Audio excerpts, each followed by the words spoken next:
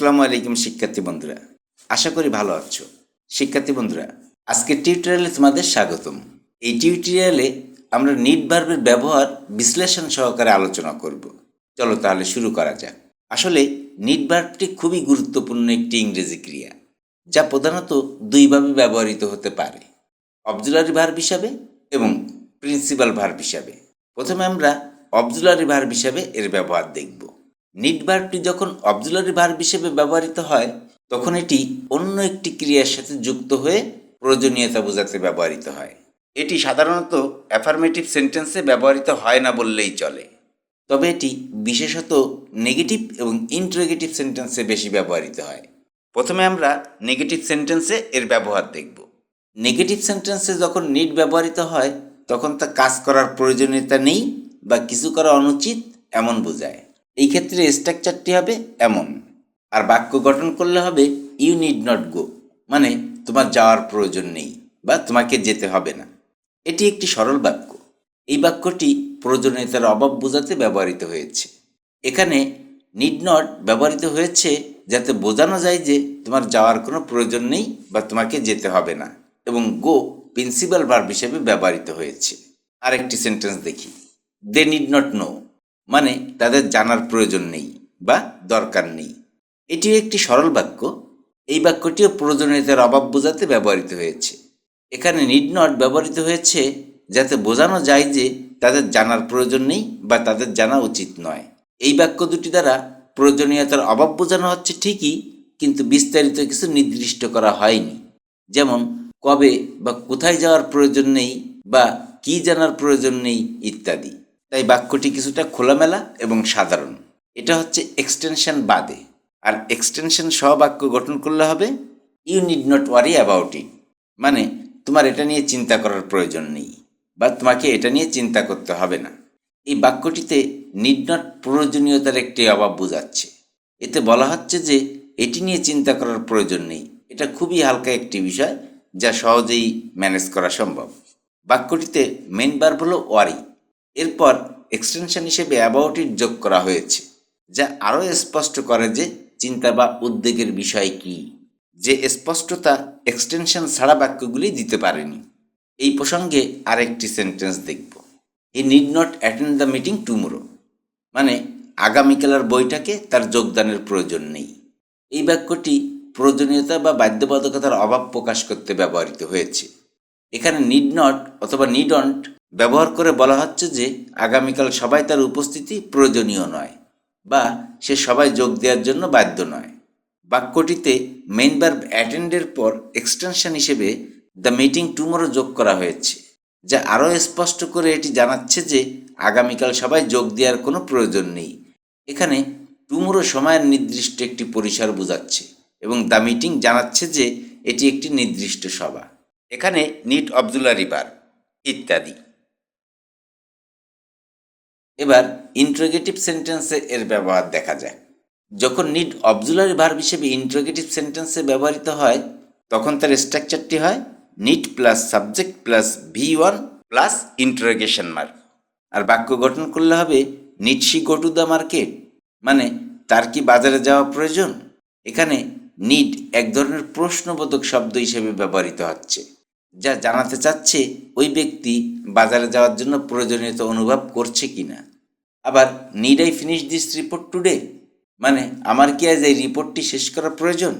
এখানে নিড দিয়ে প্রশ্ন করা হচ্ছে যে এটি একটি জরুরি কাজ কিনা। Need they help us with the project, মানে আমাদের কি প্রকল্পটিতে তাদের সাহায্য প্রয়োজন। এখানে নিড দ্বারা প্রশ্ন করা হচ্ছে যে কাজটি সম্পন্ন করার জন্য সাহায্য প্রয়োজন কিনা ইত্যাদি। এখানে প্রতিটা বাক্যেই নিড অবজুলারি ভার্ব হিসেবে ব্যবহৃত হয়েছে এবং গো, ফিনিশ এবং হেল্প বাক্যগুলিতে প্রিন্সিপাল ভার্ব হিসেবে ব্যবহৃত হয়েছে। একটি বিষয় খেয়াল রাখবে, নিড যখন অবজুলারি ভার্ব হিসেবে ব্যবহৃত হবে তখন সাবজেক্ট যাই হোক না কেন নিডের সাথে কখনো এর যুক্ত হবে না। এই নিডকে আবার নেগেটিভ ইন্টারোগেটিভ সেন্টেন্সেও ব্যবহার করা যেতে পারে, তখন স্ট্রাকচারটি হয় এমন।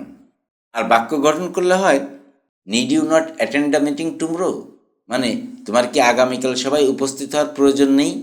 এখানে নিড নট এক ধরনের প্রশ্নবোধক শব্দ হিসেবে ব্যবহৃত হয়েছে, যা কোনো কিছু করার প্রয়োজন বা জরুরি না হওয়ার বিষয়ে জানতে চাইছে। আবার need they not worry about the issue, মানে তাদের কি এই সমস্যা নিয়ে চিন্তা করার প্রয়োজন নেই, ইত্যাদি।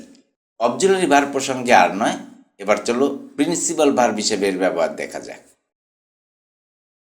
নিড প্রধান ভার্ব হিসেবে সাধারণত প্রয়োজন বা দরকার বোঝাতে ব্যবহৃত হয়। যখন আমরা বলি যে কিছু প্রয়োজন বা দরকার, তখন নিড মূল ভার্ব হিসেবে কাজ করে। যেমন আই নিড এ পেন, মানে আমার একটি কলম দরকার। আবার হি নিডস এ মোবাইল, মানে তার একটি মোবাইল দরকার। লক্ষ্য করো, এখানে প্রতিটি বাক্যে নিডই একমাত্র ভার্ব। এটি হলো প্রিন্সিপাল ভার্ব বা প্রধান ক্রিয়া। আরও লক্ষ্য করো, প্রিন্সিপাল ভার্ব হিসেবে ব্যবহৃত হলে প্রেজেন্ট টেন্সে নিডের সাথে কর্তা অনুযায়ী এস যুক্ত হয়। এবার কয়েকটি পাস্ট টেন্সে উদাহরণ দেখা যাক। শি নিডেড মানি, মানে তার টাকার দরকার হয়েছিল। আবার উই নিডেড হেল্প, মানে আমাদের সাহায্যের দরকার হয়েছিল। এই বাক্যটিতে কিন্তু আমরা দুটি ভার্ব দেখতে পাচ্ছি, নিডেড এবং হেল্প। স্বাভাবিকভাবে প্রশ্ন চলে আসে, তাহলে মেইন ভার্ব কোনটি? আসলে নিডেড এই বাক্যে মূল ক্রিয়া হিসেবে ব্যবহৃত হয়েছে, যা প্রকাশ করছে যে অতীতে আমাদের সাহায্যের প্রয়োজন ছিল। আর হেল্প এখানে একটি বিশেষ্য বা নাউন হিসেবে ব্যবহৃত হয়েছে।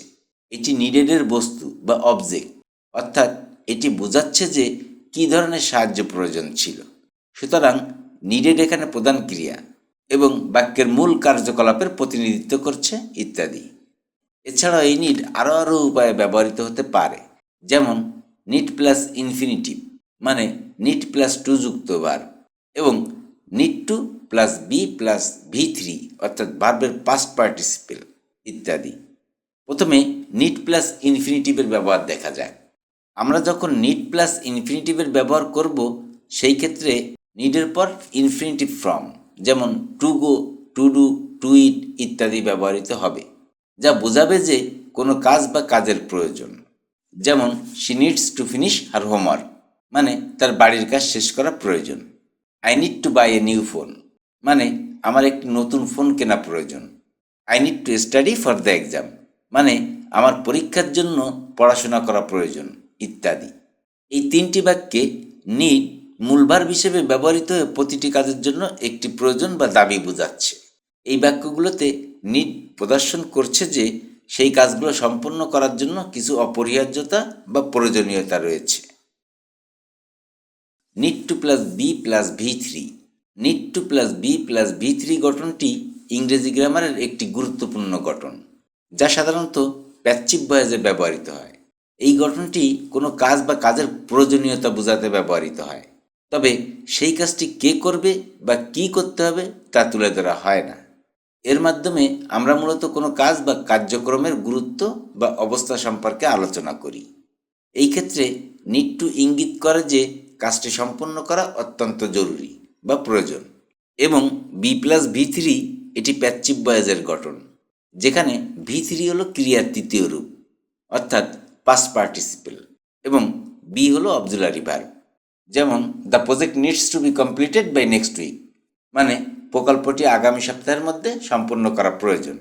এখানে নিডস টু বি কমপ্লিটেড, অর্থাৎ প্রকল্পটি শেষ করা প্রয়োজন, এটি একটি প্যাসিভ ভয়েস গঠন, যেখানে প্রকল্পটি সম্পূর্ণ হওয়া জরুরি, কিন্তু কে এটি করবে তা উল্লেখ করা হয়নি। আবার the books need to be return to the library, মানে বইগুলো লাইব্রেরিতে ফেরত দেওয়া প্রয়োজন। এখানে নিড টু বি রিটার্নড, অর্থাৎ বইগুলি ফেরত দেওয়া প্রয়োজন, কিন্তু কে বইগুলি ফেরত দিবে তা উল্লেখ করা হয়নি, তবে বইগুলো ফেরত দেওয়ার প্রয়োজনীয়তার উপরে জোর দেওয়া হয়েছে, ইত্যাদি।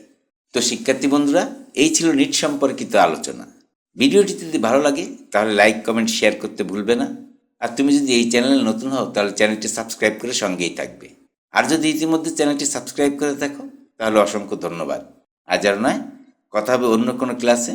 সে পর্যন্ত সবাই ভালো থাকবে, সুস্থ থাকবে, এই কামনায় শেষ করছি। আল্লাহ হাফেজ।